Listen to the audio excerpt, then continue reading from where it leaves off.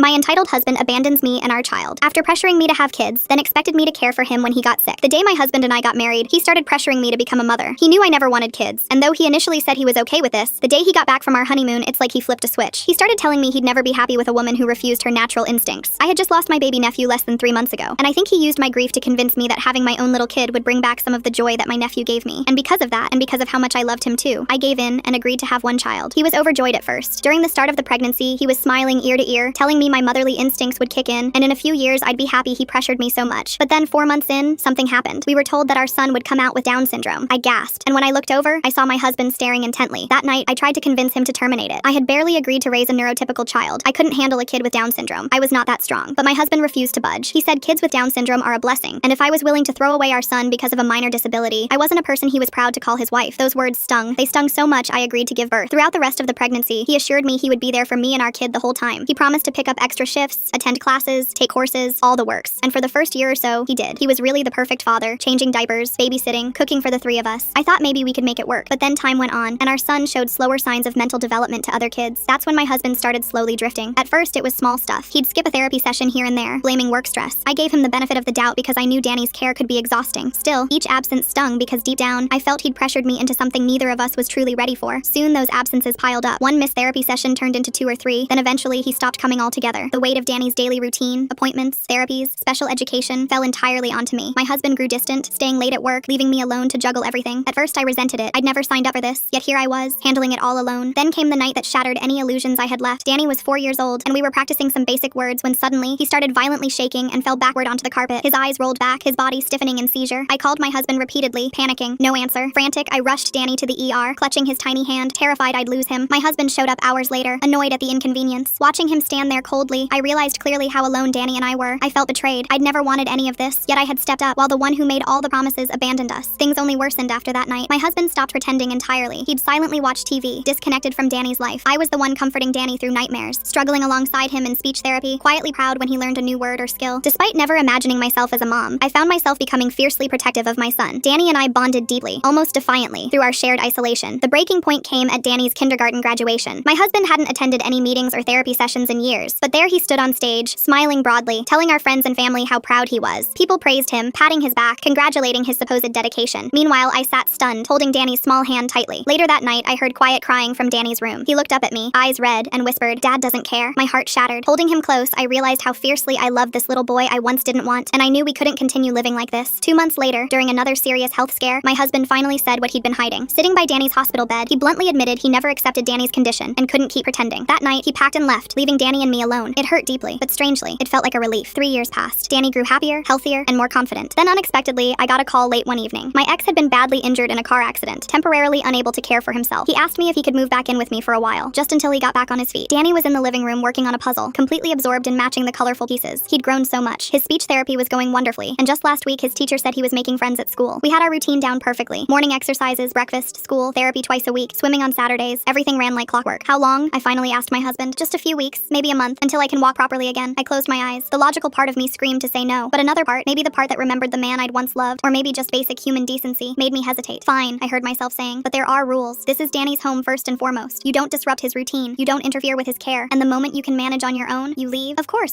Thank you. I'll have my brother drop me off tomorrow afternoon. After hanging up, I immediately started preparing. I moved things around in the guest room, clearing a path for potential crutches or a wheelchair. I made a list of Danny's upcoming appointments and therapy sessions, determined to keep everything on track. I even called Danny's therapist to give her a heads up about the temporary change in our household. The next day, I prepared Danny as best I could. We sat at his favorite spot by the window where he liked to watch the birds. "Danny, remember Dad?" He nodded slowly, his expression uncertain. "He got hurt and needs a place to stay for a little while. He's going to sleep in the guest room." Danny's face scrunched up. "Like a sleepover?" "Kind of, but longer. Just until he feels better." Danny went back to watching the birds, processing this information in his own time. I rubbed his back gently, hoping I wasn't making a terrible mistake. When the doorbell rang that afternoon, Danny hid behind me as I opened the door. My ex-husband stood there supported by his brother, his left leg in a cast, his right arm in a sling, bruises visible on his face. He looked genuinely rough. "Thanks again," he said as his brother helped him inside. I showed them to the guest room while Danny watched from the hallway. After his brother left, I helped my ex get settled, bringing him water and making sure he could reach everything he needed from the bed. "The bathroom's right across the hall," I explained. "I put a shower chair in there. Danny has therapy at 4 today, so we'll be gone for about 2 hours." "Danny's still in therapy?" he asked, and something in his tone made me stiffen. "Yes, and he's doing amazingly well. His speech has improved dramatically." He nodded but said nothing more. That first week went surprisingly smoothly. My ex mostly stayed in his room, hobbling to the bathroom on crutches and joining us for meals. Danny remained wary but polite, gradually adjusting to the presence of this semi-stranger in our our home. I kept our routine intact, and life continued almost normally. But then things started shifting. It began small. On Monday of the second week, just as I was getting Danny ready for his speech therapy appointment, my ex called out from his room. I'm having terrible pain. I think I need to go to the emergency room. I rushed in to find him grimacing, clutching his ribs. What happened? I don't know. I tried to reach for something and felt this sharp pain. I can barely breathe. I looked at Danny, already in his jacket, therapy bag in hand. His appointment was in 30 minutes, and we'd waited 2 months to get this slot with his favorite therapist. Can you call an Uber? I suggested. Or your brother? I can't manage alone like this. Please, what if something's seriously wrong? Danny tugged at my sleeve. Therapy? My heart sank. I called the therapist to cancel. The receptionist's voice sympathetic but firm when she said the next available appointment wasn't for 3 weeks. At the hospital, after 3 hours of waiting and tests, the doctor found nothing wrong. Probably just muscle strain from compensating for your other injuries, she said. My ex seemed remarkably better by the time we got home, even managing to make himself a sandwich while I helped Danny with his exercises, trying to make up for the missed therapy session. 2 days later, it happened again. This time I was about to leave for Danny's parent-teacher conference when my ex had a fall in the bathroom. The loud crash sent Danny into a panic, and by the time I calmed him down and helped my ex back to bed, I'd missed the meeting entirely. His teacher's email that night was polite but concerned about my absence. I started noticing patterns. My ex's worst moments always seemed to coincide with Danny's important appointments or activities. When I mentioned this, he acted hurt. You think I'm timing my pain? That's cruel, even for you. The guilt hit immediately. Maybe I was being paranoid. Maybe the stress was getting to me. But then I'd catch him moving around just fine when he thought I wasn't looking, reaching high shelves without wincing, putting weight on his supposedly injured leg. Danny began showing signs of stress too. He'd started having trouble sleeping again, something we'd worked so hard to overcome. One night, I found him sitting in his closet with his favorite stuffed elephant. What's wrong, sweetheart? Dad says I make you tired, he whispered. My blood ran cold. When did Dad say that? When you were cooking. He said I'm a lot of work. I held Danny close, fury burning in my chest. The next morning, I confronted my ex. Don't you dare tell Danny he's too much work. He looked confused, innocent. I never said that. Maybe he misunderstood. You know how he processes things differently. Gaslighting. I recognized it now, but what could I do? Kick out an injured man? How would that look? As the days passed, my ex grew bolder. He'd question my parenting decisions in front of Danny, subtle digs disguised as concern. Are you sure he needs all that therapy? Maybe you're pushing him too hard. Or, don't you think you're babying him? He needs to learn independence. Danny's confidence, built up over 3 years of consistent support, began to crack. He stopped trying new words, stopped raising his hand at school. His teacher called, worried about his regression. I was exhausted, juggling Danny's needs, household management, and my ex's manufactured crises. Friends stopped calling after I canceled plans repeatedly. My sister texted less after I missed our weekly video chats. I felt increasingly isolated, exactly how I'd felt during my marriage. One evening while making dinner, I overheard my ex on the phone in his room. I froze, straining to hear. Definitely struggling. You should see how frazzled she is. Can barely keep up with the boy's basic needs. Yeah, I've been documenting everything. Custody shouldn't be hard to get at this point. My hands shook as I gripped the counter. He was building a case against me, using the chaos he was creating as evidence of my incompetence. That night, after Danny was asleep, I started my own documentation. I bought a small notebook and began recording everything. Every missed appointment due to his emergencies, every negative comment about Danny, every time I caught him exaggerating his injuries. I also started leaving my phone recording in my pocket during his interactions with Danny. Most were benign, but occasionally I'd capture something telling, like when he told Danny that mommy would be happier if she didn't have to take care of you all the time, or when he suggested Danny was too slow to understand things. The situation escalated 3 weeks into his stay. I'd started standing my ground, refusing to miss Danny's appointments for non-emergency situations. My ex's accidents became more dramatic in response. One morning, he cornered me in the kitchen while Danny was getting dressed. You've changed, he said. You used to be more caring. I'm plenty caring. I'm letting you stay here, aren't I? Barely. You act like I'm some burden. What happened to the woman I married? She became a mother, I said firmly. Danny comes first, always. His face darkened. You never wanted him. Don't pretend you're some saint now. You're right. I didn't want kids, but I love Danny more than anything in this world. You're the one who pushed for this and then abandoned us. I didn't abandon anyone. I left an impossible situation. You have no idea how hard it was watching my son be so limited. The word hung in the air like poison. Before I could respond, Danny appeared in the doorway, his face crumbling. He'd heard everything. I rushed to him, but he pulled away, running to his room. It took hours to calm him down, to convince him he wasn't limited, that both his parents loved him. My ex never apologized, claiming I'd taken his words out of context. That's when I started planning. I played along, pretending to soften toward my ex, even apologizing for being too harsh. He bought it completely, his guard dropping. He started leaving his phone unlocked, having louder conversations with his family about his plans. I learned he'd been talking to a lawyer about custody, painting a picture of an overwhelmed, unstable mother. His family believed every word, especially his mother, who'd always thought I was cold for not wanting children initially. The breaking point came on a Thursday night. I was giving Danny his evening medications when my ex offered to help. Let me do it. You look tired. Something in his eagerness made me hesitate, but I wanted to see what he'd do. I pretended to go to the bathroom but watched from the hallway. I saw him switch Danny's pills, replacing them with something else from his pocket. I intervened immediately, my heart pounding. What did you just do? Nothing. Just giving him his meds like you asked. I grabbed the pills from Danny's hand before he could take them. They looked similar but weren't quite right. I recognized them as my ex's pain medication, a much stronger dose than anything safe for a child. Danny, go to your room and play. Now, once he was gone, I confronted my ex, who denied everything, but I'd seen it clearly. That night, I locked Danny's door from the inside and we slept together, my phone ready to call 911. The next morning, I called his brother. You need to pick him up today. He can't manage alone yet, then he'll have to figure it out. He's leaving today. When my ex protested, I stayed calm. I know what you tried to do with Danny's medication. I have security footage from the nanny cam in the kitchen. Leave now, or I call the police. It was a bluff about the footage, but he didn't know that. His brother arrived within an hour, shooting me disapproving looks as he helped pack. My ex tried one last manipulation. You're going to regret this. I'll make sure everyone knows what kind of mother you really are. Go ahead, I said. I have 3 weeks of documentation. Every fake emergency, every cruel word to Danny, every attempt to sabotage his progress. progress. Try me. He left without another word. The house felt lighter immediately. Danny, sensing the change, began to smile again. Within days, his speech improved. Within 2 weeks, his teacher called to praise his renewed participation. I filed for a restraining order using the documentation I'd gathered, including the medication incident. The judge granted it immediately. My ex's family tried reaching out, but I blocked them all. We didn't need their toxicity in our lives. 3 months later, Danny won an award at school for Most Improved Student. As he stood on that little stage, beaming with pride, holding his certificate, I cried happy tears. We'd survived. More than that, we'd thrived. That night, as I tucked Danny into bed, he looked up at me with those beautiful eyes and said clearly, "I love you, Mommy. We're a good team." The best team, I agreed, kissing his forehead. We never heard from my ex again. Sometimes I wonder if he thinks about us, about what he threw away. But mostly, I don't think about him at all. I'm too busy living this life I never expected to want, being the mother I never thought I could be, loving this incredible boy who teaches me something new every single day. Danny still has challenges. He always will. But he faces them with courage and joy, surrounded by people who truly love and support him. That's all that matters. That's everything. The morning after filing the restraining order, I woke to find an envelope slipped under my front door. My hands trembled as I opened it. Inside was a letter from my ex's attorney, threatening legal action for false accusations and parental alienation. The carefully worded document made my stomach churn. He was already building his counterattack. Danny came padding into the kitchen, rubbing his eyes. "Breakfast, Mommy." I quickly tucked the letter away and smiled. "Pancakes sound good?" As I mixed batter, my phone buzzed. A text from an unknown number. "You made a mistake. He's not giving up on his son." I blocked the number immediately, but throughout breakfast, more messages came through from different numbers, each one more threatening than the last. My ex's family was rallying behind him. That afternoon at Danny's occupational therapy session, I noticed a man in the waiting room who seemed oddly interested in us. When we left, he followed us to the parking lot. I quickly buckled Danny in and drove a circuitous route home, watching my mirrors constantly. The car eventually disappeared, but my nerves were shot. Over the next few days, strange things started happening. Danny's therapy appointments were mysteriously canceled. When I called to confirm, the receptionist said I had called to cancel them myself. I hadn't. Someone was impersonating me, disrupting Danny's care from afar. Then came the social media posts. My ex's sister, Allie, started a campaign on Facebook about fathers' rights and alienated parents. She painted my ex as a devoted father denied access to his disabled son by a vindictive ex-wife. The posts went viral in our community. People I'd known for years started giving me cold looks at the grocery store. Danny noticed the shift too. "Why did Mrs. Johnson walk away?" he asked after a neighbor deliberately avoided us at the park. "Some people are just having bad days," I lied, my heart breaking. The harassment escalated. Pizza deliveries we didn't order showed up at all hours. Our mailbox was stuffed with religious pamphlets about proper motherhood. Someone called Child Protective Services with an anonymous tip about neglect. The social worker who came to investigate found nothing wrong, but the visit terrified Danny. "Did I do something bad?" he asked, clinging to me after she left. "No, sweetheart, never. You're perfect." I installed security cameras and changed our locks. I documented everything meticulously, building my own case. But the stress was taking its toll. I was jumpy, constantly looking over my shoulder, checking and rechecking doors and windows. 2 weeks after the restraining order, I received a call from Danny's school. The principal's voice was careful, measured. "We've received some concerning information about Danny's home situation. We'd like to schedule a meeting." My blood ran cold. "What kind of information?" "Someone has raised questions about your fitness as a parent. We have to follow up on all concerns." At the meeting, I faced a panel including the principal, Danny's teacher, and the school counselor. They showed me a thick folder of evidence someone had submitted, photos taken from afar showing me looking frazzled, testimony from neighbors about Danny's declining condition, even a statement from a concerned relative about my mental health history. I defended myself fiercely, providing my own documentation of Danny's progress, his medical records showing improvement, and glowing reports from his therapists. The principal seemed satisfied, but the damage was done. I was now under scrutiny. That night, as I tucked Danny in, he asked, "Are they going to take me away?" The question shattered me. Never. I won't let anyone take you away. But even as I said it, I wondered if I could keep that promise. The next phase of harassment was more insidious. My ex had clearly hired a private investigator. I spotted the same car parked near our house, the gym, Danny's school. They were building a case, looking for any mistake, any moment of imperfection to use against me. I became hyper-vigilant. Every word to Danny was measured, every action calculated to appear perfect. The pressure was exhausting. I couldn't relax even in my own home, knowing we were being watched. Then came the financial attack. Suddenly, my credit cards were maxed out with purchases I hadn't made. My bank account was frozen due to suspicious activity. When I tried to pay for Danny's medications, my card was declined. The pharmacist looked at me with pity as Danny asked why we couldn't get his medicine. I had to borrow money from my sister, humiliating as it was. She flew in to help, horrified by what was happening. "This is insane," she said, reviewing the documentation I'd gathered. "He's systematically trying to destroy you." "I know, but what choice do I have? I can't let him near Danny again." She stayed for a week, helping me navigate the financial mess and providing witness statements about my parenting. Her presence was a relief, but she eventually had to return home. The night she left, I found Danny in his room, packing his favorite toys into his backpack. "What are you doing, sweetheart?" "Getting ready," he said matter-of-factly, "for when they make me go away." I held him as we both cried. My little boy, who had already faced so many challenges, was now living in fear because of his father's vendetta. The breaking point came 3 weeks later. I'd just picked Danny up from school when my phone rang. It was my ex's number, which should have been impossible with a restraining order. "Hello, wife." His voice was calm, controlled. "How's our son?" "You can't contact me. I'm hanging up and calling the police." "I wouldn't do that. Check your email." Against my better judgment, I did. There was a video file. I clicked play and gasped. It was footage of Danny at school, taken from inside his classroom. How had he gotten this? "Amazing what a concerned parent volunteer can access," he continued. "I've been watching him all week. He looks tired, stressed. That's what happens when a child is kept from their father." My hands shook. He'd found a way around the restraining order, volunteering under a false name. The school hadn't connected him to Danny. "If you come near him, I'm already near him, every day, and there's nothing you can do about it. Drop the restraining order, or things will get worse." I hung up and immediately called the school, but they were closed. I spent the night awake, terrified, Danny sleeping in my bed as I watched the security cameras obsessively. The next morning, I rushed to the school, demanding to see the volunteer list. Sure enough, there was a John Smith who'd started volunteering the week before. The principal was mortified when I explained the situation, immediately banning him from campus and implementing new security measures. But the damage was done. Danny had noticed the strange man watching him. His anxiety spiked, and he started having accidents again, something we'd overcome years ago. He was regressing under the stress. I hired a lawyer with money I couldn't afford, determined to fight back. She was appalled by the harassment campaign and immediately filed for an emergency hearing to address the violations. The night before the hearing, I was preparing Danny's dinner when he suddenly collapsed. Not a seizure this time, but complete exhaustion. He'd been so anxious he hadn't been sleeping, even when he appeared to be. At the hospital, the doctor was blunt. This level of stress is dangerous for him. His immune system is compromised. You need to find a way to reduce his anxiety. I wanted to scream. How could I reduce his anxiety when we were under constant attack? As we left the hospital, I noticed a familiar car in the parking garage. My ex's brother Benji was watching us. I hurried Danny to our car, but Benji intercepted us. This has gone too far, he said, but not to me. He was looking at Danny. Your dad just wants to see you. Leave us alone, I said firmly, pushing past him. Danny, don't you miss your dad? Benji called out. Danny buried his face in my shoulder, trembling. I got him in the car and locked the doors, but Benji stood there, still talking, trying to guilt Danny through the window. That night, I made a decision. We couldn't keep living like this. I started researching, looking for options. Moving wasn't ideal with Danny's established care team, but staying was becoming impossible. The court hearing was a disaster. My ex appeared via video call, looking haggard and playing the victim perfectly. He claimed I was poisoning Danny against him, that his volunteering was just a desperate father trying to see his son. His lawyer painted me as unstable, vindictive, using Danny's disability to punish my ex. My lawyer fought back hard, presenting the evidence of harassment, the medication tampering, the systematic campaign to destabilize our lives. But the judge seemed skeptical, especially when my ex's lawyer produced character witnesses who testified about what a devoted father he'd been. The judge didn't drop the restraining order, but he ordered a custody evaluation. A stranger would now assess my parenting, with the power to recommend changes to custody. It was a partial victory for my ex, and he knew it. Leaving court, I felt defeated. Danny sensed my mood and held my hand tighter. We still a good team? He asked quietly. Always, I promised, though I'd never felt less certain. The custody evaluator arrived the following week. Dr. Min was professional but distant, observing our daily routines with clinical detachment. Danny was nervous around her, which made him appear less verbal than usual. Every stumble felt magnified under her watchful eye. She interviewed me extensively about my initial reluctance to have children, my ex's departure, and the current situation. I was honest, perhaps too honest, about my journey to motherhood. She took notes without expression, giving nothing away. During her second visit, Danny had a meltdown. He'd been doing so well with emotional regulation, but the stress had eroded his progress. As I calmed him using the techniques his therapist had taught us, I saw Dr. Min writing furiously. This must be very difficult for you, she said after Danny had settled. I couldn't read her tone. Was it sympathy or judgment? That weekend, my ex escalated again. Despite the restraining order, he showed up at Danny's swimming lesson, not close enough to violate the order technically, but visible from the pool. Danny saw him and panicked, nearly drowning before the instructor pulled him out. I confronted my ex in the parking lot, Danny safe in the car. You could have called him. I just wanted to see my son swim. Is that a crime? When you have a restraining order? Yes. He smiled coldly. Prove I was here for him. This is a public pool. I'm allowed to swim. The police came but said the same thing. Without proof he was there specifically for Danny, they couldn't arrest him. The restraining order specified a distance, and technically he'd maintained it. That night, Danny refused to go to bed. He's going to come, he kept saying. He's going to come. I held him until he finally fell asleep, then spent hours researching stronger protection orders, security systems, anything to keep us safe. The next blow came from an unexpected source. Danny's beloved speech therapist, who'd worked with him for 2 years, suddenly announced she could no longer see him. When I pressed for reasons, she reluctantly admitted she'd been receiving threatening calls about her license. Someone was claiming she was enabling child abuse by supporting me. I'm so sorry, she said, tears in her eyes. I can't risk my career. I have my own family to think about. I understood, but it devastated Danny. He'd made such progress with her, and now we had to start over with someone new. The wait list for another therapist was months long. My support system was crumbling. Friends distanced themselves, not wanting to get involved in the drama. Danny's playdate invitations dried up as parents heard the rumors. We were becoming isolated, exactly what my ex wanted. Then came the night that changed everything. I woke at 3 a.m. to the sound of breaking glass. Someone was in the house. I grabbed Danny and locked us in the bathroom, calling 911. The police arrived to find a brick through our living room window with a note. Stop keeping him from his father. They dusted for fingerprints but found nothing useful. The officer taking my statement seemed sympathetic but tired. Ma'am, have you considered maybe working out a custody arrangement? These situations tend to escalate when parents can't communicate. I wanted to scream that I'd tried communicating, that my ex was the one escalating, but I just nodded numbly. Danny didn't speak for 2 days after that. The trauma of the break-in had stolen his words again. I watched 3 years of speech therapy progress vanish overnight. Dr. Min made her final visit during this silent period. She observed Danny's muteness with interest, asking probing questions about his regression patterns. I explained about the break-in, the stress, but she seemed more focused on my inability to shield him from adult conflicts. Her report was due in a week. I knew it would determine our future, and I had no idea which way it would go. In desperation, I reached out to a support group for parents of children with Down syndrome. They welcomed us warmly, and for the first time in months, Danny smiled at their meeting. He connected with another boy, Jamie, who also had Down syndrome. Watching them play together, I saw a glimpse of the happy child he'd been before this nightmare started. One of the mothers, Alexandra, pulled me aside. I've been following your story on social media. What they're doing to you is criminal. Tell that to the judge, I said bitterly. Actually, I might be able to help. My brother is a family law attorney who specializes in cases involving special needs children. He's seen this pattern before. She gave me his number. Then Undra was everything my current lawyer wasn't. Aggressive, experienced with custody battles involving disabled children, and furious about my ex's tactics. This isn't about Danny, he said after reviewing my case. This is about control and money. Your ex doesn't want custody. He wants to break you. He was right. I'd been so focused on protecting Danny that I'd missed the bigger picture. My ex wasn't trying to be a father. He was trying to destroy the life we'd built adult without him, then immediately filed motions addressing the harassment, the false reports, and the violation of the restraining order at the pool. He also subpoenaed my ex's financial records, suspecting he was being funded by his family for this campaign. The court date arrived faster than expected. I sat in the courtroom, Danny with a trusted babysitter from the support group, as Thon systematically dismantled my ex's case. He presented evidence of the coordinated harassment, the false CPS reports, the impersonation to cancel therapy appointments. He showed how each incident coincided with Danny's developmental milestones, proving a pattern of sabotage. Then came the bombshell. Than had discovered my ex had taken out a life insurance policy on Danny shortly before the accident that started this whole ordeal. The beneficiary? Not me, but my ex. Your Honor, Than said, this man doesn't want custody. He wants control. And failing that, he wants to benefit from his son's potential misfortune. My ex's lawyer objected furiously, but the damage was done. The judge ordered a recess, during which my ex's family had a heated discussion with his legal team. When we reconvened, Dr. Min presented her report. My heart pounded as she began speaking. In my professional opinion, she said, Danny is a child under extreme stress due to ongoing parental conflict. However, it's clear that his primary attachment is to his mother, and that she has been his consistent caregiver throughout his life. She detailed Danny's progress under my care, his regression during the harassment campaign, and her observations of our bond. Her recommendation was continued sole custody with me, with a strong suggestion that the father's interference was detrimental to Danny's well-being. The judge's decision was swift. The restraining order was not only upheld, but strengthened. My ex was ordered to pay damages for the harassment campaign and to undergo psychological evaluation before any future custody petitions would be considered. As we left the courthouse, my ex's mother approached. I tensed, ready for another confrontation. I'm sorry, she said quietly. I didn't know. He told us. He lied about everything. I didn't respond. Her apology couldn't undo months of terror. That night, I told Danny the good news in simple terms. The judge said we can stay together. No one's taking you away. He smiled for the first time in weeks. Good team? He asked. The best team, I confirmed. But even as we celebrated, I knew this wasn't over. My ex had lost in court, but men like him didn't accept defeat easily. The restraining order was just paper. The real work of rebuilding our lives and Danny's confidence was just beginning. I enrolled us in trauma therapy, both individual and together. Danny needed to process what had happened, and I needed to learn how to help him feel safe again. The therapist specialized in children with developmental disabilities who'd experienced trauma. Slowly, painfully, we began to heal. Danny's words came back gradually. His anxiety decreased. He started swimming again, though always checking first that his father wasn't there. 3 months after the court decision, I received one last email from my ex. It bypassed my block somehow, appearing in my inbox like a final poison dart. You may have won this round, it read, but I'll never stop fighting for my son. He deserves better than you. I forwarded it to Thon and the police, then deleted it. His words had no power over me anymore. I knew the truth. Danny didn't deserve better than me. He deserved better than a father who saw him as property to be won, rather than a person to be loved. That night, as I watched Danny carefully arrange his toys in the exact order he preferred, I marveled at how far we'd come, not just from the harassment, but from those early days when I thought I couldn't do this. Mommy, Danny said, looking up from his toys. I'm happy. Me too, baby. Me too. And for the first time in months, I truly meant it. We'd survived the worst thing my ex could throw at us. Whatever came next, we'd face it together. After all, we were the best team. The morning after sending Than the email, I woke to Danny standing by my bed, his face pale. Mommy, there's a man outside. I bolted upright, rushing to the window. A sedan sat across the street, engine running. Through the tinted windows, I could make out a figure watching our house. My hands fumbled for my phone as I dialed 911. The operator took my information calmly, but by the time the patrol car arrived 20 minutes later, the sedan had vanished. The officer took notes but seemed skeptical. Could have been anyone, ma'am. Maybe someone lost, checking directions. I bit back my frustration. The surveillance was starting again, more subtle this time. That afternoon, Danny's new speech therapist called to confirm our appointment. When we arrived, the receptionist looked confused. I'm sorry, but we have you down for next Tuesday, not today. I showed her the confirmation text on my phone. She frowned, checking her computer again. That's strange. Our system shows you rescheduled yesterday. My blood chilled. Someone was still accessing our appointments, still trying to disrupt Danny's care. I managed to get him seen anyway, but the therapist was rushed, squeezing us between other clients. On the drive home, Danny was quiet. Too quiet. At a red light, I glanced back to see tears streaming down his face. What's wrong, sweetheart? He shook his head, unable to find words. The regression was starting again. That evening, while preparing dinner, my phone rang. Unknown number. Against my better judgment, I answered. You think you're so clever? My ex's voice was different, harder, getting that lawyer, making me look like a monster. But I know things about you, things that would interest a judge. This call is being recorded, I said steadily. You're violating the restraining order. Prove it's me. Could be anyone's voice. Anyone who cares about a little boy being kept from his father. The line went dead. I immediately called Thon, who advised me to document everything and vary our routines. We started taking different routes to school, shopping at different stores, anything to be less predictable. 3 days later, I discovered our mail had been redirected. Important bills, Danny's medical statements, even a check from my freelance work, all sent to an address I didn't recognize. The postal worker who helped me fix it mentioned someone had filed the change of address form online using my forged signature. The financial harassment intensified. My car insurance was mysteriously canceled. Our health insurance claimed I'd requested plan changes that made Danny's therapies uncovered. Each fix required hours on the phone, documentation, proof of identity, time I should have been spending with Danny. He watched me during these calls, anxiety written across his face. His vocabulary, which had been expanding beautifully, shrank to basic words. His teacher sent home concerned notes about his participation dropping. One Thursday, I arrived at school pickup to find Danny wasn't there. The teacher looked puzzled. His uncle picked him up. He's on the authorized list, showed ID and everything. My heart stopped. What uncle? Danny doesn't have any uncles on the pickup list. Panic consumed me as the school went into lockdown. Security footage showed Benji at the front desk, somehow added to our authorized pickup list that morning. The principal called the police while I frantically dialed Benji's number. Relax, he answered casually. We're just getting ice cream. Danny wanted to spend time with family. Bring him back now or I'm pressing kidnapping charges. Kidnapping? I'm his uncle. Check your school forms. 20 agonizing minutes later, Benji's car pulled up. Danny rushed out, ice cream staining his shirt, tears in his eyes. He clung to me, whole body shaking. He said Dad was waiting, Danny whispered, but Dad wasn't there. The police took statements, but Benji insisted it was a misunderstanding. Someone had indeed added him to the pickup list using the school's parent portal with my password that I'd never shared, then filed emergency motions that night. This had escalated beyond harassment into child endangerment, but court dates moved slowly, and we had to keep living. I changed every password, installed new locks, upgraded our security system, but the damage to Danny was done. He refused to go to school without promises I'd be there exactly at pickup. He started sleeping in my bed again, waking from nightmares about being taken away. The next attack came through official channels. A formal complaint was filed with the medical board about Danny's developmental pediatrician, claiming she was enabling medical neglect by supporting my care decisions. She had to respond to the investigation, taking time away from her practice. Then Danny's occupational therapist received a similar complaint, then the school counselor. One by one, the professionals supporting us were forced to defend themselves against baseless accusations. Some, like the speech therapist before, decided we weren't worth the risk. "I'm so sorry," Danny's OT said during what would be our last session. "My malpractice insurance is threatening to drop me if I keep seeing patients involved in custody disputes." Danny didn't understand why people kept leaving. He internalized it, believing he'd done something wrong. His progress stalled, then reversed. The confident boy who'd won Most Improved Student was disappearing before my eyes. I found him one afternoon in his closet again, not with his stuffed elephant this time, but with scissors, trying to cut his own hair. "What are you doing?" I asked gently, taking the scissors. "Making myself different," he said, "so Dad won't want me anymore." That night, I held him as he sobbed, his words breaking my heart. "Why does Dad hate me? Is it because I'm slow?" "You're not slow, baby. You're perfect exactly as you are." But my reassurances felt hollow against the constant evidence that his father would stop at nothing to hurt us. The financial warfare escalated. My credit cards were compromised again, this time with thousands in cash advances I hadn't made. The bank's fraud department was sympathetic but slow. Meanwhile, I couldn't afford groceries, had to borrow gas money from neighbors who still talked to us, then work to trace the harassment, but my ex had gotten smarter. He used proxies, fake accounts, hired services. Everything had plausible deniability. Even the kidnapping attempt Benji claimed was just an uncle wanting to treat his nephew. 2 weeks before our next court date, I woke to find our car vandalized. All 4 tires slashed, windows smashed. The security cameras had been spray painted black sometime during the night. Danny saw it through the window before I could stop him. "Is Dad mad at our car too?" he asked. I called the police, filed another report to add to the growing stack. The officer taking photos seemed weary. "Any idea who might have done this?" I explained about my ex, the restraining order, the ongoing harassment. He nodded but said without proof there wasn't much they could do. That afternoon, while waiting for the tow truck, my phone buzzed. A photo message from an unknown number. It was Danny at school, taken from inside the classroom. Again, the principal assured me they'd increased security, but somehow someone was still getting these photos. The message that followed chilled me. "Such a shame about your car. Accidents happen when you're not careful." I pulled Danny out of school for the rest of the week, claiming he was sick. We stayed home, doors locked, security system armed, but isolation wasn't sustainable. Danny needed his routines, his therapies, his education, then advised hiring a private investigator to catch my ex in the act. But that cost money I didn't have after the credit fraud and car repairs. I felt trapped in an impossible situation, watching my son suffer while his father faced no consequences. The breaking point came during a rare moment of normalcy. We'd ventured to the park, Danny finally willing to leave the house. He was on the swings when I noticed a woman filming him with her phone. "Excuse me," I called out. "Why are you recording my son?" She looked startled, then defiant. "Free country, public park." I recognized her then, one of Allie's friends from social media. She was gathering more evidence for their campaign. I told her to stop, but she kept filming, focusing on Danny's features, the way he played differently from other children. "Please," I said, voice breaking. "He's just a little boy." "A little boy being kept from his father," she shot back. Danny noticed the confrontation and came running, upset by the tension. The woman filmed his distress too, probably planning to edit it into something damaging. We left immediately, Danny crying in the backseat about the mean lady. Another safe space ruined, another normal activity stolen from us. That night, Thon called with news. He'd found something in the financial records. My ex had been receiving regular transfers from his mother's account, labeled as loans, but clearly funding his campaign against us. More importantly, he'd discovered my ex had lied about his injury's severity to his insurance company, collecting disability payments while simultaneously working under the table. "This is insurance fraud," Thon said. "We can use this." Finally, leverage. Thon prepared the documentation while I tried to maintain normalcy for Danny, but normal was becoming impossible. He'd stopped speaking at school entirely. His teacher recommended evaluation for selective mutism brought on by trauma. The court date arrived with Danny at his worst point since the harassment began. I'd arranged for Alexandra from the support group to watch him, not wanting him anywhere near the courthouse. In the courtroom, Thon presented everything: the harassment, the false reports, the kidnapping attempt, the financial fraud. My ex's lawyer tried to deflect, but the evidence was overwhelming. Then Thon dropped his biggest revelation. The private investigator my ex had hired, Than had tracked him down, convinced him to testify. The man detailed being hired to surveil us, to photograph Danny at school, to gather dirt that could be twisted in court. My ex's face went white as his own investigator testified about being asked to find or create evidence of neglect. The judge's expression hardened with each revelation. When my ex took the stand, his story crumbled. He claimed ignorance about the harassment, but Thon had receipts, phone records, proof of coordination. The insurance fraud was undeniable, documented in his own submissions. "Your Honor," Than concluded, "this man has weaponized the legal system to terrorize a mother and her special needs child. He's committed fraud, violated restraining orders, and endangered a minor, all while claiming to be a concerned father." The judge's ruling was comprehensive. Criminal charges would be filed for the insurance fraud. The restraining order was made permanent, with violation now a felony. My ex was ordered to pay substantial damages and all legal fees. Most importantly, his parental rights were under review, with termination likely. My ex erupted in court, screaming about injustice, about his rights as a father. Security had to restrain him as he lunged toward our table, his mask finally completely off. "You'll pay for this," he shouted as they dragged him out. "Both of you will pay." Outside the courthouse, his mother approached again. This time she was crying. "I enabled this," she said. "I believed him over you. I'm so sorry. I'll testify about the money, about everything." I nodded, too exhausted for words. words. Her testimony would help with the criminal charges, but it couldn't undo the damage. Driving home, I felt strange, empty. We'd won, but Danny was still traumatized, still struggling. The victory felt hollow against the cost. When I picked up Danny from Alexandra's house, he could tell something had changed. Did the judge help? He asked quietly. Yes, baby. Dad can't bother us anymore. He processed this slowly. Forever? Forever. That night, for the first time in months, Danny slept in his own bed. I heard him talking to his stuffed animals, explaining that they were safe now. My heart ached listening to his innocent voice trying to make sense of adult cruelty. The next morning brought unexpected peace. No threatening texts, no surveillance cars, no mysterious cancellations. Danny noticed too, gradually relaxing as days passed without incident. His speech began returning, tentatively at first. We found a new therapy team, professionals who understood trauma-informed care. Danny connected with a new speech therapist who specialized in selective mutism, making slow but steady progress. 6 weeks after the court ruling, we received news that my ex had been arrested for insurance fraud. He faced serious jail time. His family, shamed by the revelations, retreated from our lives entirely. The social media campaign disappeared overnight. Danny started smiling again. Real smiles, not the forced ones he'd been managing. He made a friend at his new therapy group, another boy who understood being different. They played together with the innocent joy I'd feared was lost forever. One afternoon, while drawing at the kitchen table, Danny looked up at me. Mommy, are we still the best team? Always, I said, meaning it completely. He went back to drawing, humming softly. On the paper, 2 figures held hands under a bright sun. No shadows, no threats, just us. We'd survived the worst. Danny was healing, growing, thriving again. My fierce love for this boy I'd never wanted continued to amaze me. We were more than okay. We were home.